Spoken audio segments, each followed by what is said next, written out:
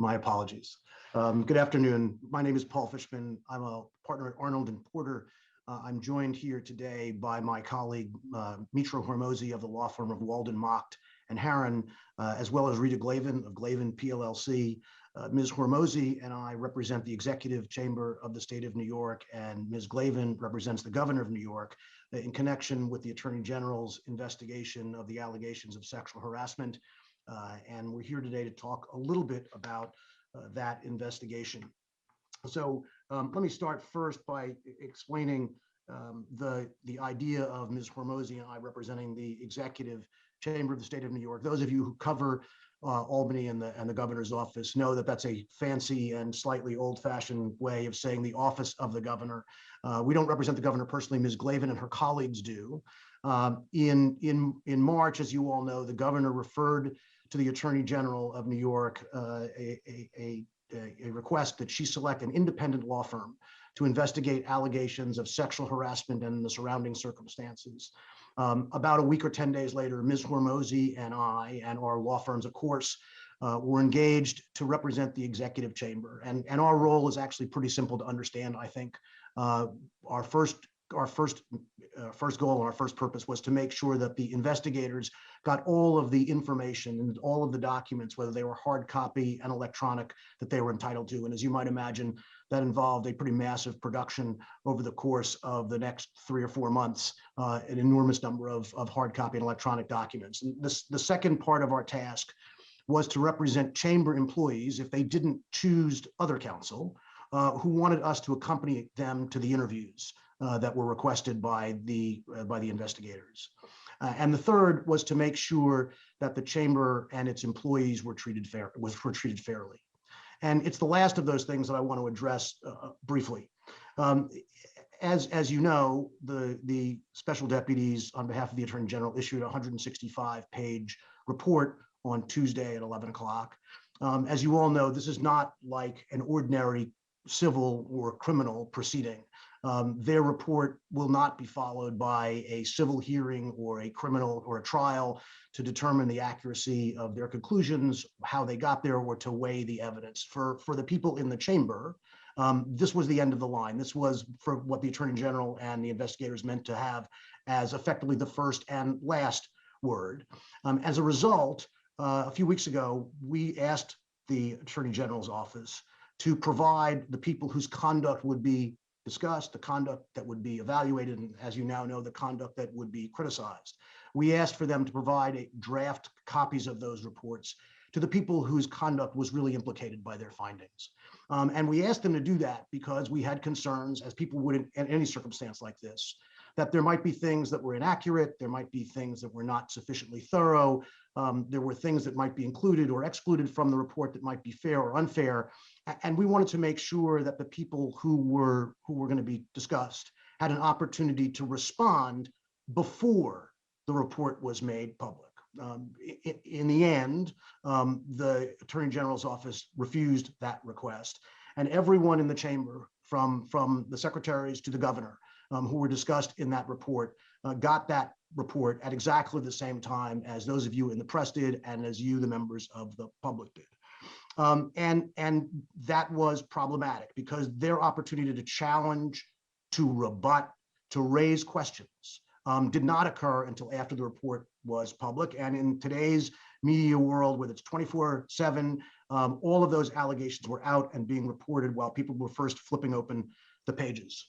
Our request was not an unusual one. It turns out that it is really a commonplace occurrence in these kinds of investigations. It's state of the art, really, for investigators to provide that sort of information ahead of time to people who are being investigated. The Department of Justice Office of the Inspector General does it. The GAO does it. The New York Inspector General does it. Most if not all inspectors general in Washington do it, and they do it because they want to make sure that they're being fair to the people who are being investigated, but they also do it for themselves and for the public to make sure that the report is accurate. That did not happen. And as a result, it's now taken some time, and you'll hear from Ms. Glavin in a little bit about things that relate to the governor in particular, but it's taken some time for people to sort through the report and to see what they might think is actually not correct. So I'll give you one example today which is one that got some press yesterday and the days before. And it's the one really in which the special investigators take issue in particular with the activities of the chamber as a whole, by the group of senior employees as a whole. And that's with respect to the allegations that were raised by Ms. Boylan last December, and when she started tweeting about the governor as a sexual harasser. And as the report makes clear, the governor's office, the chamber, did two things. One, released some records that related to the circumstances of Ms. Boylan's departure from the chamber. And the second was to consider and ultimately decide not to publish either an op-ed or a letter regarding Ms. Boylan or about the governor. The reason that's important is we had a very strong sense from the questioning of various witnesses, and we represented 20 some odd employees ourselves between Ms. Hormozi's firms and mine, but we had a sense of the kinds of document requests that they were making, that they were investigating whether that conduct was effectively illegal retaliation against Ms. Boylan. And we wrote a 13-page letter, almost a brief actually, to the Attorney General's office explaining why that conduct did not meet the legal definition of retaliation. I understand that the Attorney General's office reached a different conclusion, and they're perfectly free to do that. That's what happens when lawyers go head to head and talk about the factual and legal analysis that's around a particular circumstance. But what disturbed us about the report is that that letter was A, mischaracterized, and then B, effectively given the back of its hand in a footnote. Why is that important? It's not our egos, or our egos are not bruised by that. What matters is that there is a very serious legal issue about whether the Attorney General's office is correct or not. And that serious legal issue should have gotten more consideration in a report that reaches a conclusion about illegality. And that's one example. There will be others that relate to the governor personally that Ms. Glavin will discuss, I understand. The second thing that I wanted to talk about in terms of fairness is in terms of the transcripts. Many witnesses testified. Many of them were chamber employees. Many of them were interviewed without court reporters. Many of them were interviewed with court reporters. It is now 76 hours since the Attorney General's press conference.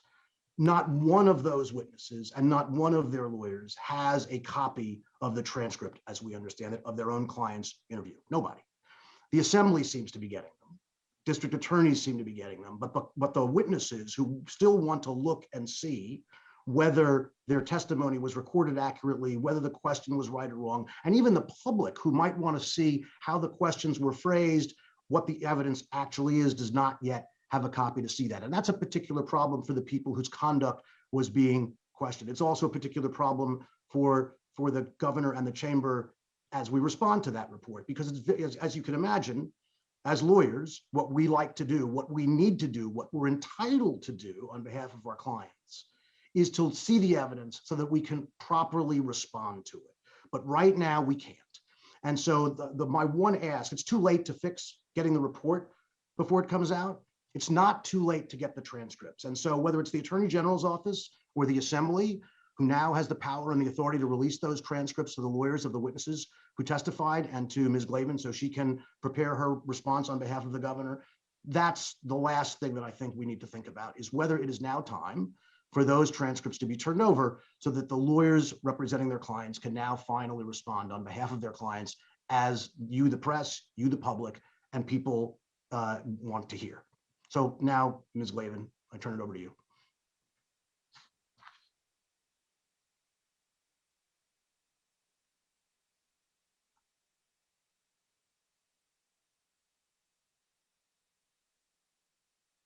Ms. Glavin, I believe you're on mute.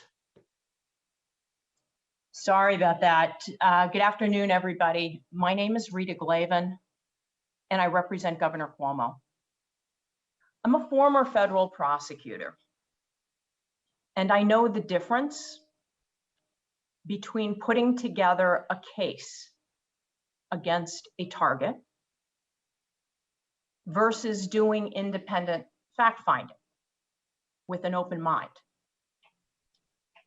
There has been no open-minded fact-finding here.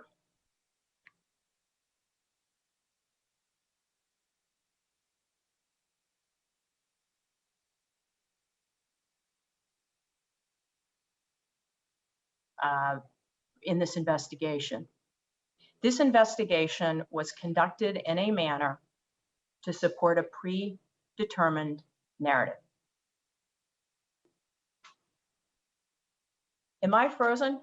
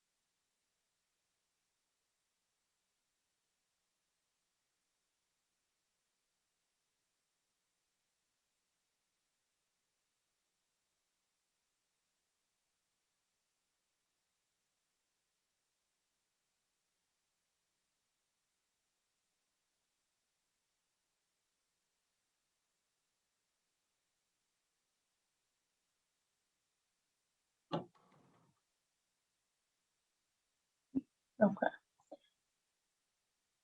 Good afternoon. I apologize in advance for the technical, or actually I apologize after the fact for the technical difficulties. Our Ethernet went down, but I'll start from the beginning. My name is Rita Glavin, and I represent Governor Cuomo. I'm a former federal prosecutor, and I know the difference between putting a case together against a target versus doing independent fact-finding with an open mind. And there has been no open-minded fact-finding in this case. The investigation was conducted to support a predetermined narrative. In our legal system, both sides are heard and given access to the evidence. But here, instead of acting as independent fact-finders, the investigators acted as prosecutors, judge, and jury. On Tuesday, the Attorney General and the investigators called a press conference. And within minutes of that very carefully choreographed press conference, there were calls for the governor to step down. We weren't given, as Mr. Fishman told you, any advance notice about when the report would be released, its findings, a chance to respond to errors, inaccuracies, and that was intentional. This was not an exercise in truth finding. Let me tell you that on just our review of the report, and again, as Mr. Fishman informed you, we do not have the underlying evidence that has not been provided to us from that report. We have not had a chance to examine the transcripts or even memos of interview of the 179 people that the Attorney General interviewed. But what I do know, based on the limited information we've been given access to, there are contrary facts and omissions from that report. And you have to ask yourselves why. I'm going to give you 3 examples. The first relates to Executive Assistant number 1. What she has alleged is perhaps the most significant allegation made against the governor. She has said that during the work day, the governor groped her breast in his office. In essence, she has accused Governor Cuomo of sexual assault. The governor has repeatedly denied that ever took place. And quite frankly, when she first raised this in early March, he was stunned. This executive assistant gave an anonymous interview to the Albany Times-Union. It was published on April 7 of 2021, and I encourage you, please read what she told the Times-Union about that day. She told them that she was asked to come to the mansion to fix a technical issue with the governor's iPhone or with his phone. And the report states as fact that she was summoned to the mansion. What she tells the Times-Union is that she walked into the governor's second floor office, where he slammed the door, groped her breast under her shirt and over her bra, and then she left without saying a word because she was so upset. The governor was interviewed on July 17th. And during that interview, he was told for the first time when this alleged incident took place, November 16 of 2020. And after that interview, I did, as the governor's lawyer, what I would have expected that the investigators had already done. I did what any investigator would do, which is I reconstructed the events of that day. Me and my team went through the emails for that day, all the entrance and exit records, and this woman's story, which is stated as fact in the report, is false. The documentary evidence does not support what she said.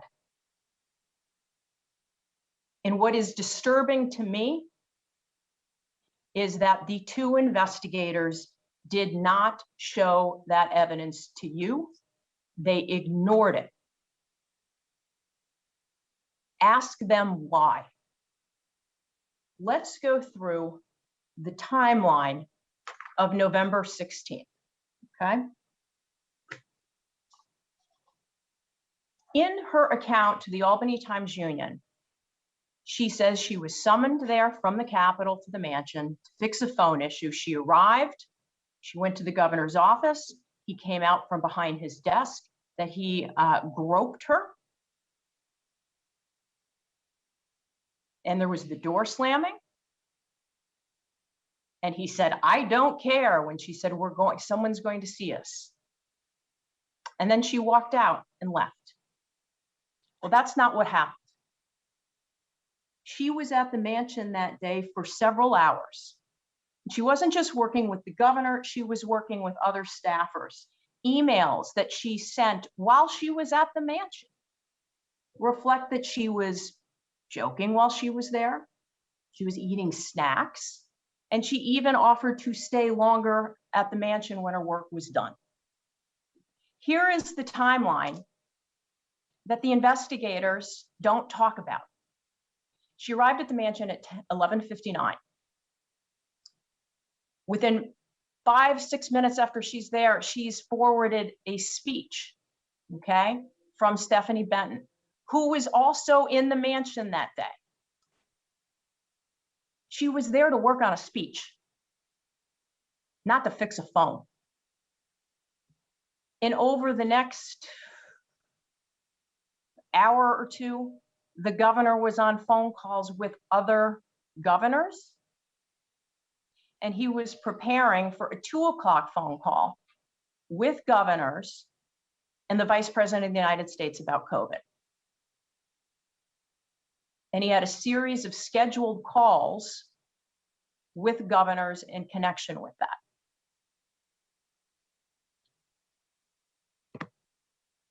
At 1:59 p.m., she sends an email to Miss Kennedy, who was at the Capitol, another assistant, and said, Steph said, never mind, Harold fixed it. At 2:09 p.m., while the governor is participating in a 30-minute governor's call with the vice president, she emails the draft speech that she'd been working on back to Miss Benton. And then that speech was forwarded to senior staff. At 2:16, Miss Kennedy emails her and asks how it was going at the mansion. And her response at 2:18 p.m., pretty good right now, actually. Carol just came through with some cheese and crackers, so I'm happy now. Carol is a member of the mansion staff. And where Carol serves cheese and crackers is not on the second floor of the governor's offices, it's on the first. And when she emails about getting the cheese and the crackers, Miss Kennedy replies back, you gotta love the cheese. At 2:37, Executive Assistant 1 then emails Miss Benton again, and she says, hey, the gov just came in, said he was good. You need me to do anything else for you before I head back to the Cap? What that email reflects, when it says the governor just came in, there is an office on the first floor of the mansion where the governor's assistants work when they are there. That email reflects that the governor came into that office to say he was good. Didn't need anything else. And then she emails Stephanie Benton to say, is there anything else that you need me to do here before I head back? The governor then was on a phone call with his chief of staff, and Executive Assistant 1 left the mansion at 2:47. This does not in any way, shape, or form reflect what Executive 1 told the Times-Union. And again, I asked, why did this report ignore documentary evidence, and why did they not want to tell you? The report instead suggests that the governor falsely testified that there were people around, that he said to touch a woman's breast, who I hardly knew, in the mansion with 10 staff around. And what the report said, there wasn't evidence that there were 10 mansion staff around in the vicinity of his second floor office that day. Well, the report's wrong. Records reflect that senior staff members were in the mansion working with the governor that day while Executive Assistant 1 was there. Pete Jiminian, Stephanie Benton, Melissa DeRosa, the house staff, as you know, Carol. Carol's usually there with 1 or 2 others. There were actually staffers that came in and left to drop something off. Did the investigators ever ask those senior staffers about November 16th? Ask them. Ask the Attorney General. Release the transcripts. Because I'm betting they didn't.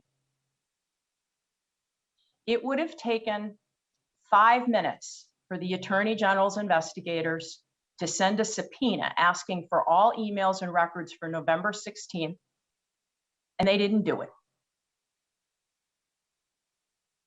You got to ask yourselves why and what this report was designed to do and to not do.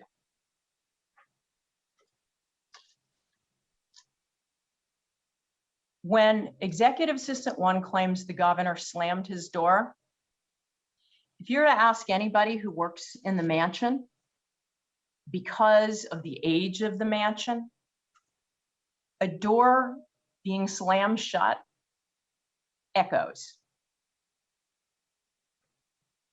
The report doesn't say that anyone corroborated hearing a door slammed, because the fact that the Executive Assistant 1 was in the mansion that day, that's not an often thing that happens during the workday, that Executive Assistant 1 is in the mansion for several hours. Did the investigators even ask any of the people who were there that day? Ask them.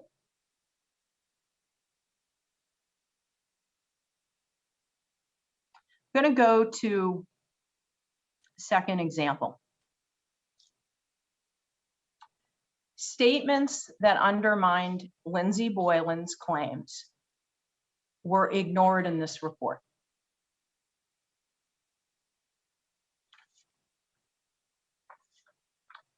On December 5th, and this is where this all started, with tweets from Lindsay Boylan. On December 5th, she tweeted, now this is 2 weeks. You have to consider the timing of when these tweets started. She had announced about 2 weeks earlier that she was running to be the Manhattan Borough President. So she knew that her tweets at that time were all going to be within her campaign and the platform that she was going to run on. And what she said was she tried to quit 3 times from the governor's office before it stuck.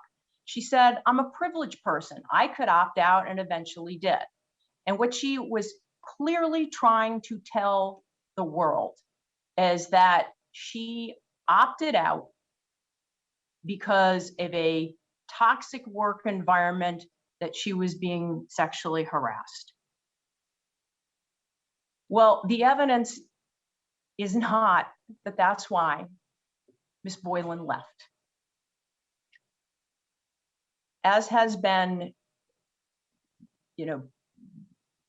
reported, what happened is that on September 26th of 2018, the Governor's Council met with Ms. Boylan.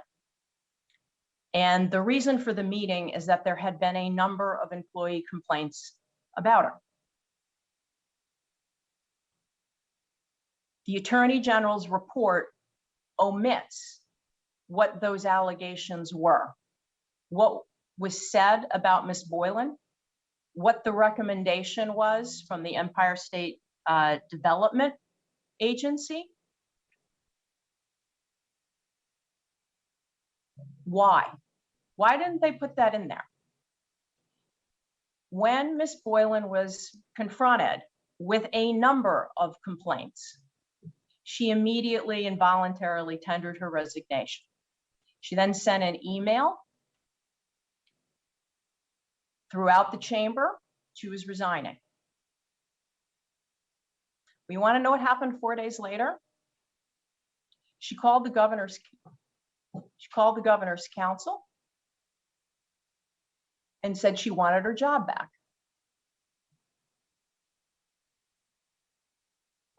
The governor's office declined to give her job back. She then reached out to the governor to personally intervene.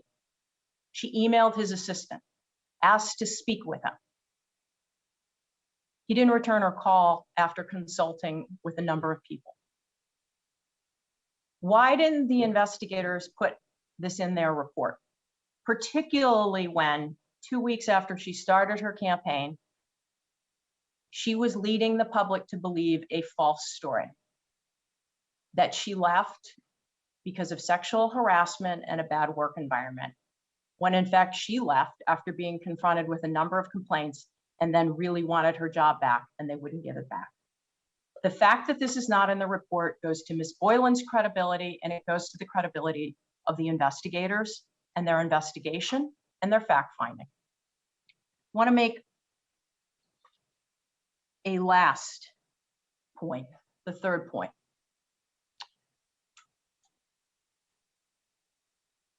After Ms. Boylan began tweeting in December of 2020, there were phone conversations between Ms. Boylan's primary campaign consultant, person by the name of Trip Yang,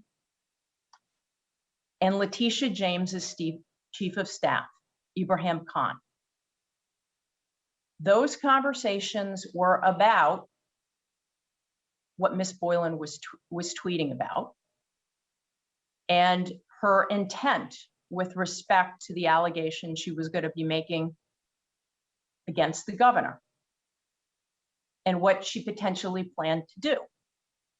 And Trip Yang is having conversations with Ibrahim Khan because they know each other. Letitia James's chief of staff worked with Trip Yang because he was a consultant to her 2018 Attorney General campaign. The investigators were made aware of that those conversations happened. Did the two investigators interview the Attorney General's chief of staff about what Trip Yang had said? That would have been something critical for them to do, and about whether Trip Yang and people within the campaign found what Ms. Boylan was saying to be credible. One of her media campaign consultants, very shortly after she began making these tweets, quit. Did they interview the media consultant about what her conversations were with Lindsay Boylan about these allegations? Ask them. What Ms. Boylan was talking about at the time she first made these allegations could not be more relevant to whether they were credible. The Attorney General's chief of staff should be interviewed, Trip Yang should be interviewed, the media consultant should be interviewed, and emails from the campaign around that time should be subpoenaed.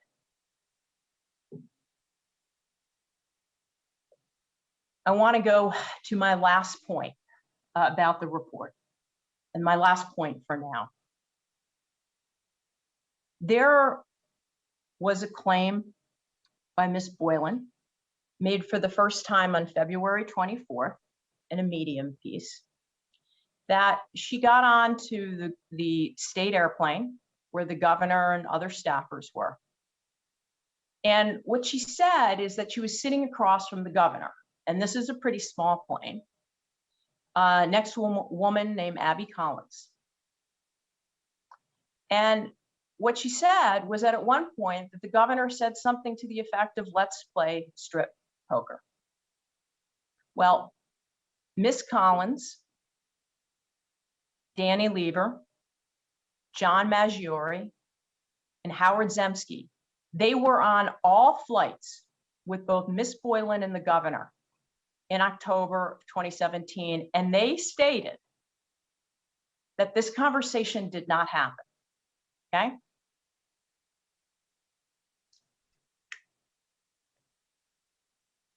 What does the report say? The report says that after denying having heard this strip poker comment, Howard Zemsky, quote, this is what the report says, received a disparaging message from Miss Boylan that he found, quote, jarring, end quote, and threatening. After getting the jarring and threatening communication from Miss Boylan, Mr. Zemsky's recollection then suddenly changed. Why did the report not share what the message was? What did Miss Boylan threaten Mr. Zemsky with that would have caused him to change the story? Why is that not in there? Why does the report discredit all of the other witnesses who were there and then suddenly credit the one witness who had been threatened by Lindsay Boylan before his recollection changed? Did the investigators ignore that message? Did the investigators look into whether Lindsay Boylan was making efforts to influence the testimony of other witnesses? Because the report mentions that she was reaching out to other people. Why is the message not been shared?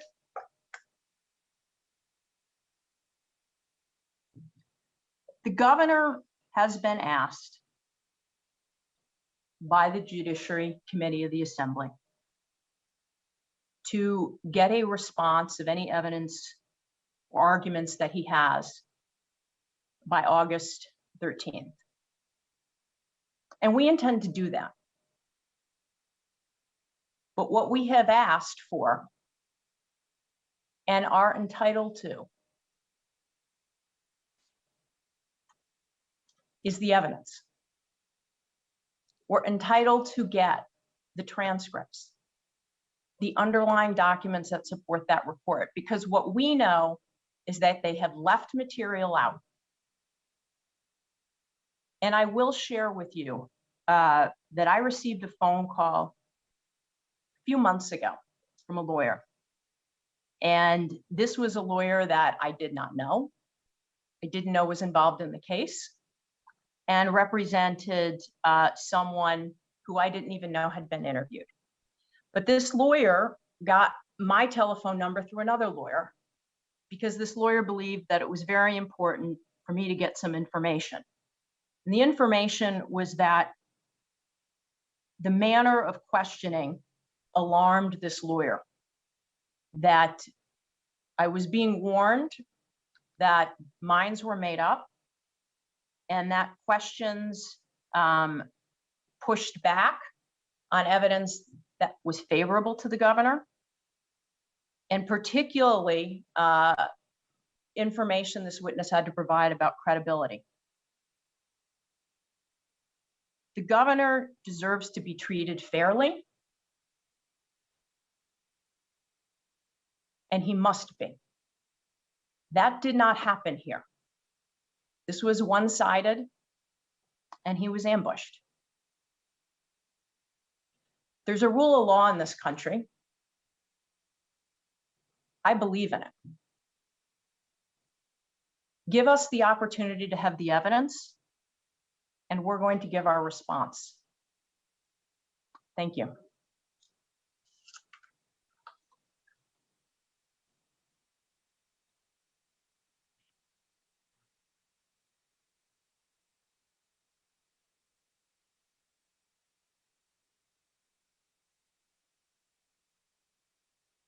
believe we're taking questions, but I don't know what the mechanics of that are going to be.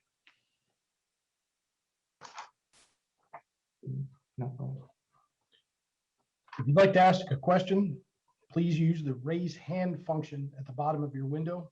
We'll just take a brief moment to compile the Q&A roster.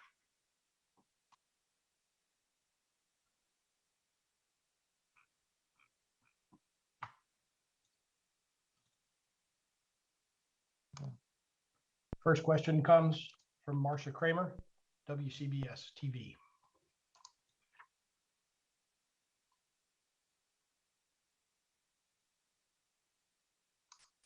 Marcia, you are unmuted.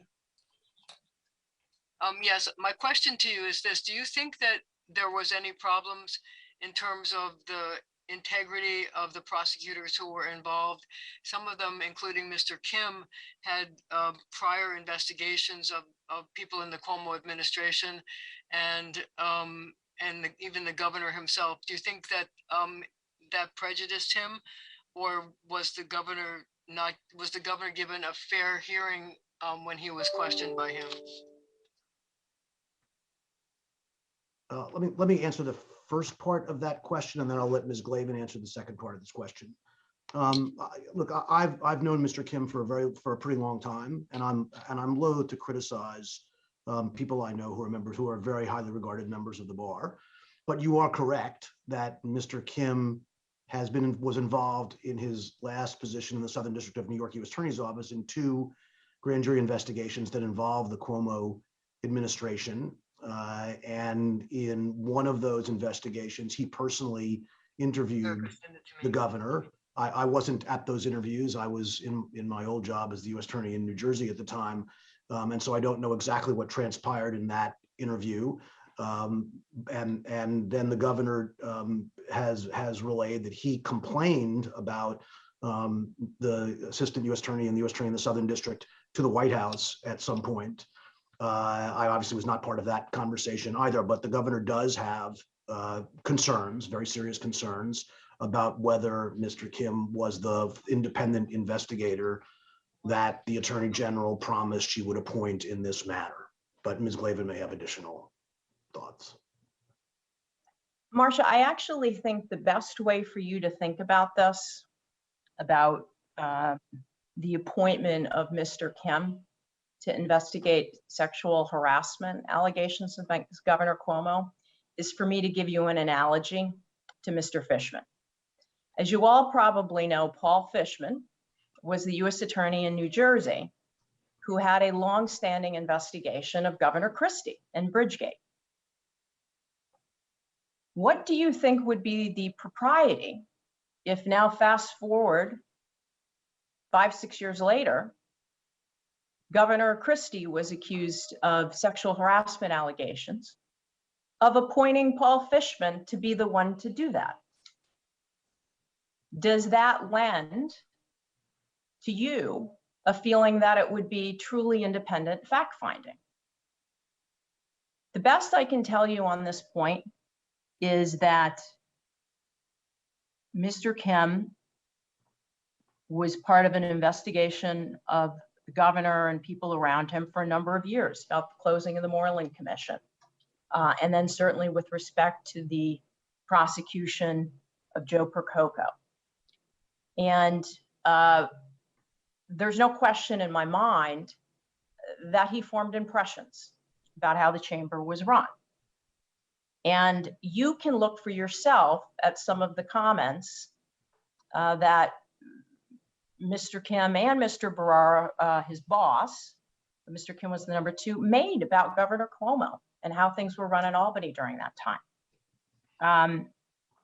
So you look at that, and then I can't, as the governor's counsel, I can't ignore how the investigation was conducted. I think that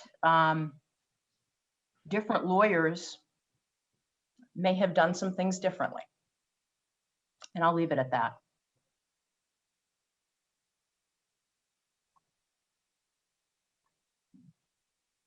Your next question comes from Jimmy Vilkind of the Wall Street Journal. Mr. Vilkind, your line is now open. Please unmute your microphone. Hi, a woman identified as Trooper Number 1 alleges that the governor ran his finger down her spine and said, "Hey, you."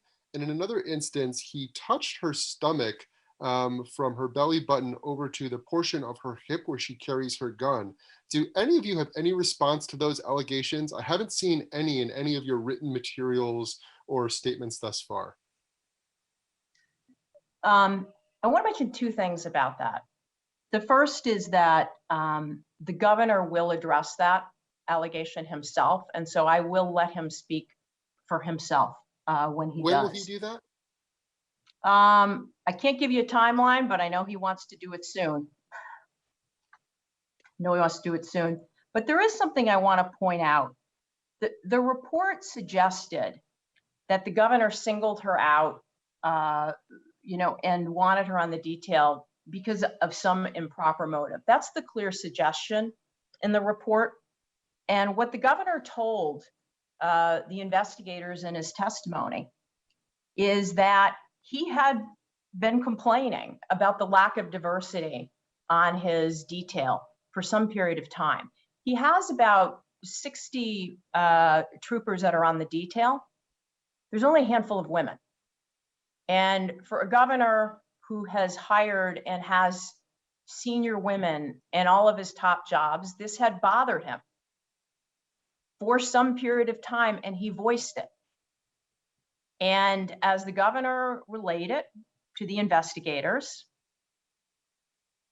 he had met this trooper. He thought she was impressive in their meeting. And he said, "I don't understand. Like, why can't we hire somebody like her? Do you know her?" And he was told she was excellent. So why don't we hire her? Can you explain what led the governor, based on an interaction at an event, to believe that she was impressive? He liked how she maintained eye contact. He liked that she was assertive with him in the conversation. And then he asked one of the troopers he knows about her, and they said, "Yeah, she's excellent." And he's like, "I don't understand this. Why do I not have women on my detail?" There's also a suggestion that the governor went and wanted to change whatever the qualifications were. The governor had said he did not do this. I don't know what happened, within the detail, but and within the troopers and what their internal policies are. And actually, the governor told the investigators he did not know. But he certainly, if he meets someone, particularly in the trooper world, and he wants diversity, and he has said that to them, that he wants that. So I did want to make that point because he made that in his testimony, and it certainly was not reflected in how the investigators chose to report that. Your next question comes from Michael Gormley, Newsday. Mr. Gormley, your line is now open. Please unmute your microphone. Yes, you mentioned that the questioning and what they didn't include has been a problem. Is there anything? How do you know if you don't have this record? Also, is there anything you can say to back that up? The concerns about the questioning and what they didn't include. And then one last question: have you investigated whether these civil charges would be a new standard for impeachment in New York, and if it meets the standard or creates a new standard? Paul, I think you can probably address your experience having represented a number of chamber employees with how the interviews were conducted. Yeah, the only thing I'll say in response to your question is, between Mitra's and my law firms, we probably represented 18 or 20 individuals who were interviewed by members of the Attorney General's investigative team, and what I would say is the one thing I say is a number of those individuals left those interviews feeling as if the questions were framed in a way to push them to particular conclusions about people, about the work environment and so forth, that some of the questioning was not sufficiently open-ended in a type of investigation that would be looking for whatever information people had to provide. But I think the truth is, not having seen any of the transcripts. And given the Attorney General's investigators' direction to everyone that they were not to disclose to anyone else what they had testified about, I think, honestly, I think that the best way for you to see that, the best way for us to see that, is to get the transcripts and see how those interviews were conducted. I think they certainly were all transcribed, and I gather that most or all of them were also videotaped. Actually, I want to speak to that point, Paul. There were 179 interviews conducted. That's what is reflected in their report. But what they also noted, that only 41 of them were done under oath. What I understand that to mean, and again, ask the Attorney General investigators here, is that the vast majority of the interviews were not transcribed. That people came in and did what they call informal interviews, where there's no court reporter taking down the questions and the answers. And all you have from those interviews would be the investigators taking notes and writing up a memo of what was said.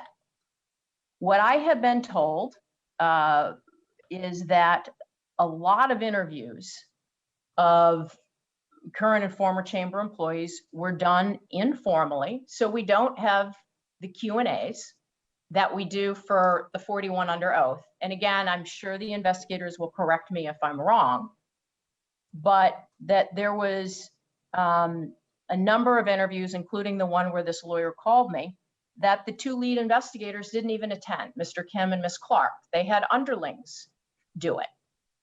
And I think this begs the question of what they chose to put in the memos, which I assume they did and did not, and whether we're going to get an accurate recitation versus having done all of the interviews with a court reporter there in a Q&A.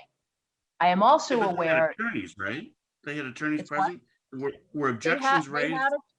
They had attorneys present, but you're not going to get a Q&A transcript. You're going to get people's notes, and those attorneys' notes, I can tell you that they will probably say that they were work product.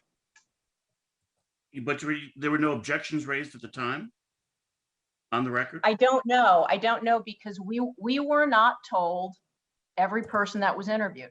We still don't know every person that was interviewed to date.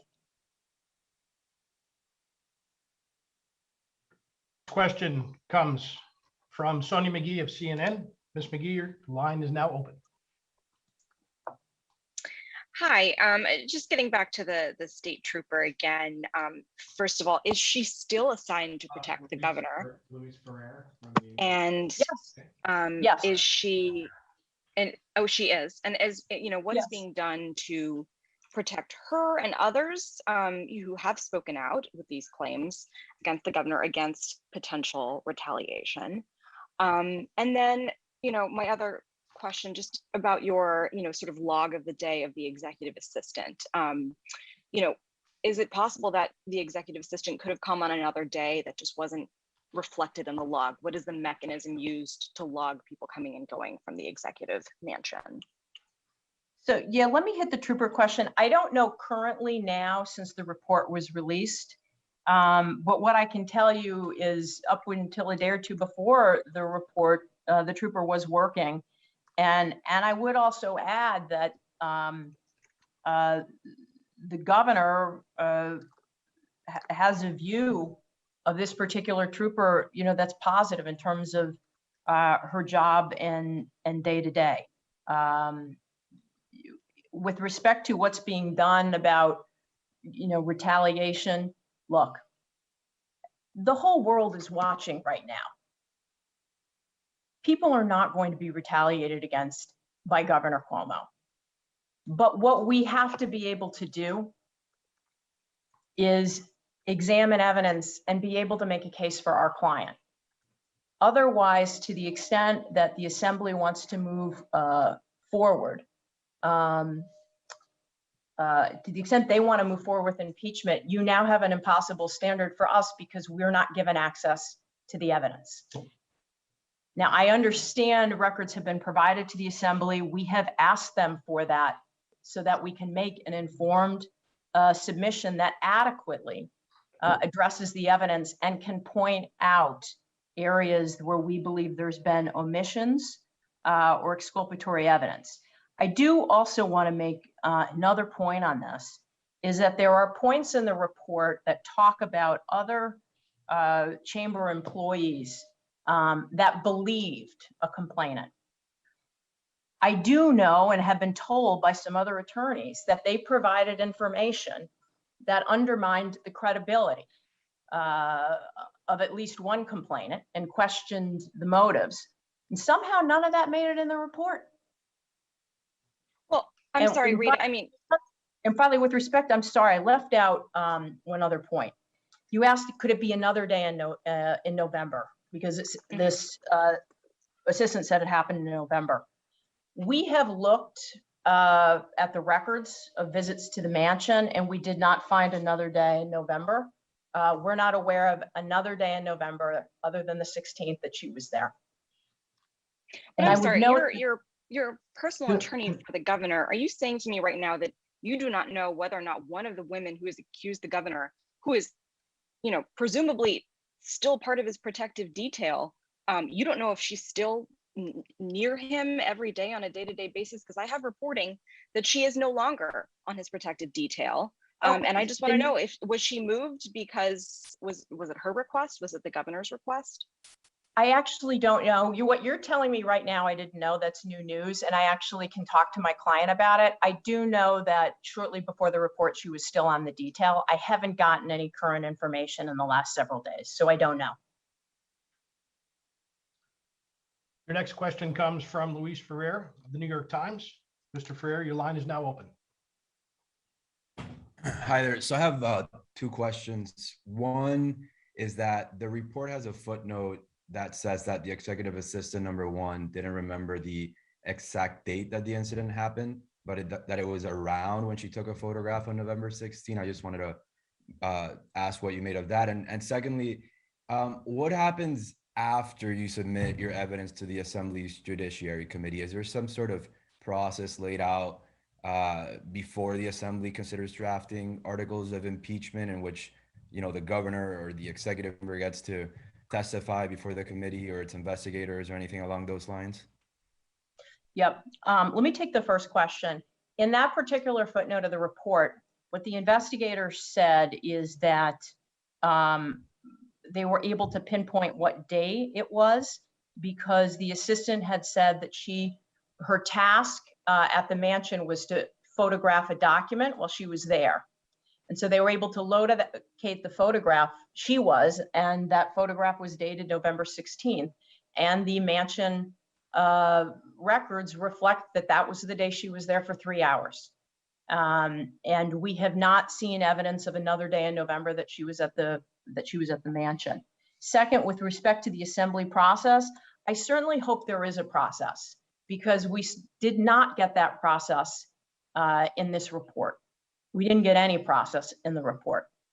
And so I think that the Assembly Judiciary Committee, they have said that they would do their own review. And I do know that Mr. Hastie had said that they may not just take the report at face value. Well, they shouldn't, because there are things that are omitted and there are things that just we believe are wrong. And that's why this needs to have a fuller and fairer process that has not been provided to the governor. Thank you all very much. Thank you. All right, we'll take one more. Yeah. Your next question comes from Jennifer Andrus of WNYT TV. Ms. Andrus, your line is now open.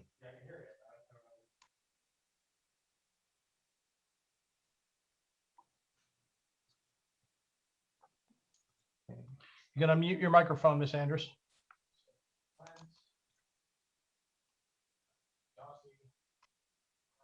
Okay, that should be better. And clearly this is not Jennifer Andrus. My name is Dan Levy. I am with News Channel 13. And thank you for the opportunity here. Over the last 5 months since the investigation began, many people were willing to give the governor the benefit of the doubt. But since the Attorney General's report was released earlier this week, it seems that clearly much of that support has dried up. And many of the lawmakers who would serve as jurors, should there be a trial, have already released public statements critical of the governor's behavior. So how do you overcome something like that? How concerned are you? I think it is always concerning when people announce where they're coming out before they have all the facts. You can't prejudge this. And I am guessing that members of the Assembly and the Senate did not know some of the things that we've shared today. And I hope that would give them pause as jurors. Look, my experience, I'm a trial lawyer. I've tried a lot of cases in front of juries. And the reason I love what I do and the process around it is because I love the rule of law. Because you get to tell both sides. When a witness says that someone did something, I get to ask them questions and cross-examine them. That has not happened here. And for the majority of the witnesses that were interviewed, they were not transcribed. The governor deserves to be treated fairly, like anybody else in this country accused of something. He is 63 years old. He has spent 40 years in public life. And for him to all of a sudden be accused of a sexual assault of an executive assistant that he really doesn't know, doesn't pass muster. He needs to be treated fairly. And this would become, if you accept this report as is, without giving him the evidence, I tell you that is an irresponsible and a new standard for impeachment. Thank you, everybody.